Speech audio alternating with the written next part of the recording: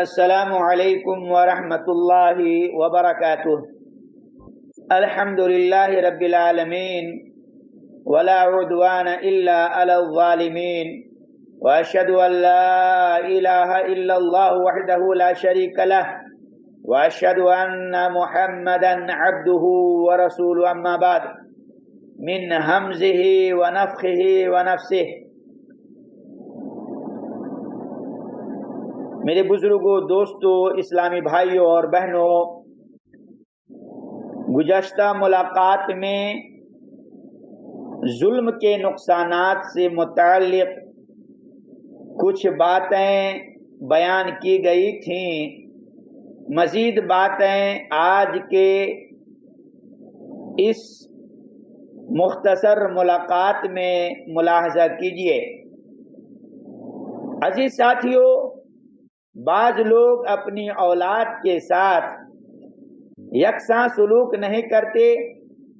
انہیں صحیح بخاری میں مذکور اس حدیث پر غور و خوض کرنا چاہیے۔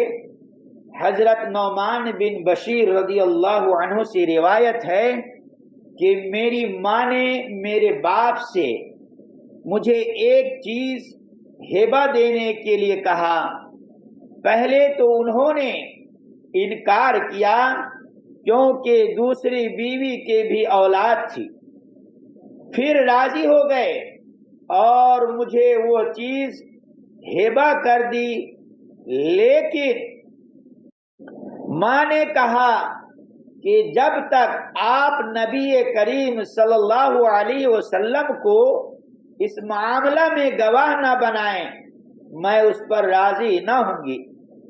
چنانچہ والد میرا ہاتھ پکڑ کر نبی کریم صلی اللہ علیہ وسلم کی خدمت میں حاضر ہوئی۔ میں ابھی نوعمر تھا، یعنی کم عمر کا تھا۔ انہوں نے عرض کیا کہ اس لڑکے کی ماں عمرہ بنت رواحہ رضی اللہ عنہا مجھ سے ایک چیز اسے ہبہ کرنے کے لیے کہہ رہی ہیں۔ آپ صلی اللہ علیہ وسلم نے دریافت فرمایا، اس کے علاوہ اور بھی تمہارے لڑکے ہیں؟ انہوں نے کہا ہاں ہیں۔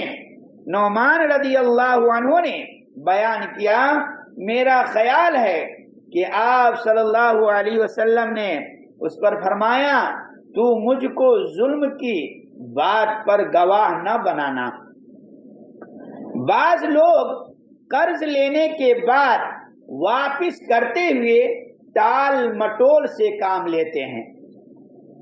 دیکھا یہ جاتا ہے ماحول اور معاشرے میں کوئی آدمی کسی سے قرض لیا یا پیسہ کی شکل میں، ادھار کی شکل میں لیا تو لوٹاتے وقت ٹال مٹول کرتا ہے۔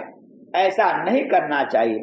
انہیں صحیح بخاری کی اس حدیث سے عبرت حاصل کرنی چاہیے۔ حضرت ابو ہریرہ رضی اللہ عنہ سے روایت ہے کہ رسول اکرم صلی اللہ علیہ وسلم نے فرمایا، قرض ادا کرنے میں مالدار کی طرف سے ٹال مٹول کرنا ظلم ہے۔ ظالم کو اس بات کو یاد رکھنا چاہیے کہ اللہ تبارک و تعالی جب چاہیں اس کو اس کے ظلم کی بنیاد پر پکڑ سکتے ہیں۔ میرے اسلامی بھائیوں اور بہنوں، صحیح بخاری میں حضرت ابو موسیٰ رضی اللہ عنہ سے روایت ہے کہ رسول کریم صلی اللہ علیہ وسلم نے فرمایا کہ اللہ تبارک و تعالی ظالم کو چند روز دنیا میں مہلت دیتا رہتا ہے، لیکن جب پکڑتا ہے تو پھر نہیں چھوڑتا۔ مسلمان حکمرانوں کو بھی ظلم سے بچتے رہنا چاہیے اور مظلوم عوام کی بد دعا کے اثرات کو پہچاننا چاہیے۔ اس حوالے سے چند اہم احادیث آپ کے سامنے رکھنے کی کوشش کرتا ہوں۔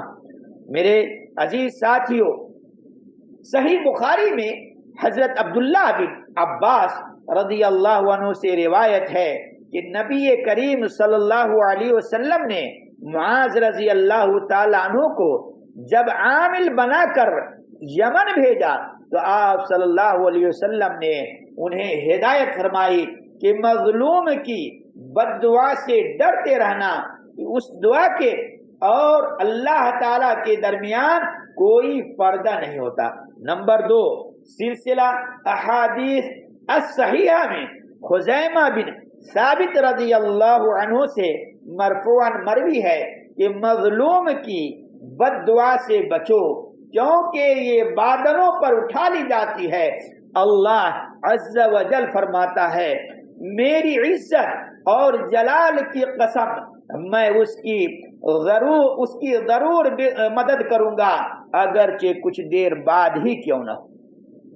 نمبر 3، صحیح بخاری میں روایت ہے کہ حضرت عمر بن خطاب رضی اللہ عنہ نے ہنی نامی اپنے ایک غلام کو سرکاری چراگاہ کا حاکم بنایا، تو انہیں یہ ہدایت کی کہ اے ہنی، مسلمانوں سے اپنے ہاتھ روکے رکھنا، ان پر ظلم نہ کرنا اور مظلوم کی بد دعا سے ہر وقت بچتے رہنا، کیونکہ مظلوم کی دعا قبول ہوتی ہے۔ اللہ ہمیں اور آپ کو ظلم کرنے سے بچائے، آمین۔ نمبر 4، سنن ابو داود میں حضرت ابو ہریرہ رضی اللہ عنہ سے روایت ہے کہ حضرت محمد صلی اللہ علیہ وسلم نے فرمایا، 3 دعائیں ضرور قبول ہوتی ہیں، اس کی قبولیت میں کوئی شک و شبہ نہیں، باپ کی دعا، مسافر کی دعا، مظلوم کی دعا۔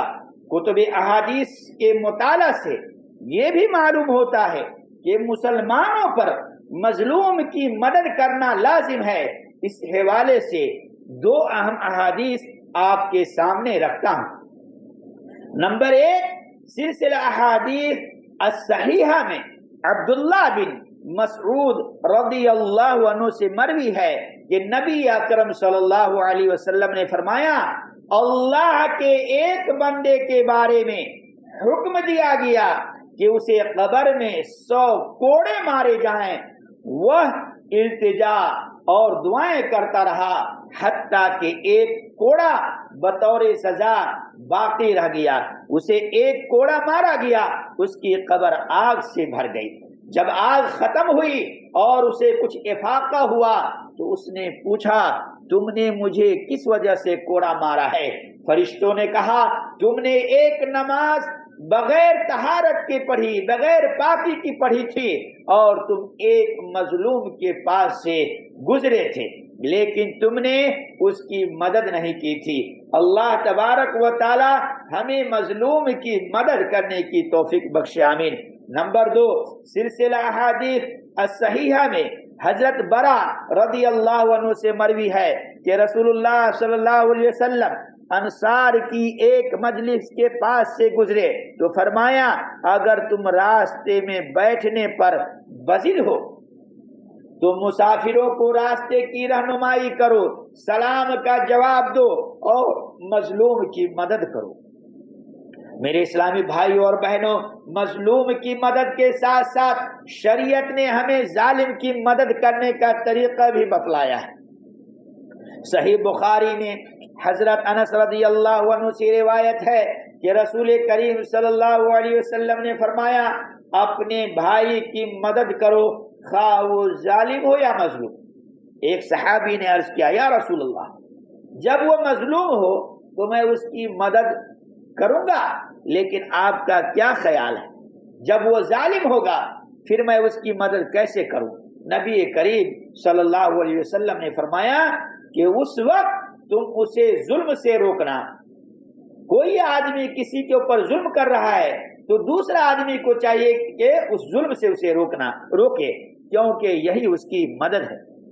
ان احادیث مبارکہ سے یہ بات معلوم ہوتی ہے کہ انسان کو زندگی کے کسی معاملے میں کسی دوسرے پر ظلم نہیں کرنا چاہیے، نہ ہی کسی کے مال کو ہڑپ کرنا چاہیے، نہ ہی کسی کی زمین پر قبضہ کرنا چاہیے، اور نہ ہی کسی کی عزت پر حملہ کرنا چاہیے۔